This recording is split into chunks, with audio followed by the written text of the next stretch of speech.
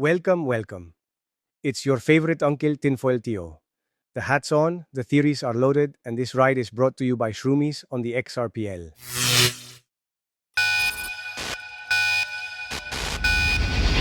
Welcome back to Tinfoil Tio, where if it sounds too crazy to be real, it's probably already happening. Let's talk about Geostorm, that 2017 disaster flick everyone wrote off as bad CGI and even worse acting. In the movie, world leaders come together to build Dutch Boy, a network of satellites that control the weather. Hurricanes? Switched off. Floods? Reversed. Droughts? Delayed. All thanks to a global space net that literally shoots storms out of the sky. But then, surprise, the system gets hacked, and the weapon that was supposed to save humanity starts destroying it. Sure, it sounds like fiction, unless you've heard of HAARP. If you haven't, the High Frequency Active Auroral Research Program, aka HAARP, was officially launched in 1993, built in Alaska, funded by the US Air Force, Navy, and DARPA. Its stated mission: study the ionosphere. But skeptics have claimed for years it's far more than a science experiment. They say HAARP can manipulate weather systems, trigger earthquakes, disrupt communications, and even create artificial auroras. Sounds wild until you realize some of the patents for weather modification are real, and you start noticing patterns. Let's talk about earthquakes. In 2010, analysts noticed a bizarre series of underwater quakes in the Pacific. One, then another, then another. Each one exactly one-tenth stronger than the last.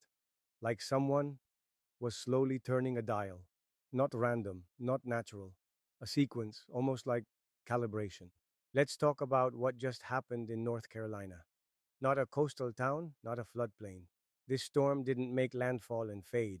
It kept going straight inland, gaining strength where hurricanes are supposed to die. Strange, right? But it gets weirder.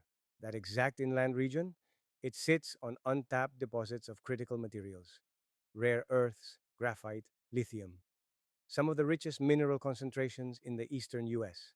And after the storm, that land is devastated. Properties wiped out, infrastructure gone, and suddenly, corporate and government interests are circling with relief packages. Translation: buyouts, mineral rights, and rezoning.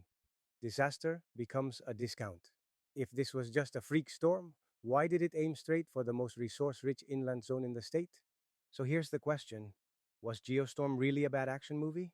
Or was it predictive programming, showing us exactly how weather can be turned into a weapon and how disaster becomes a business model?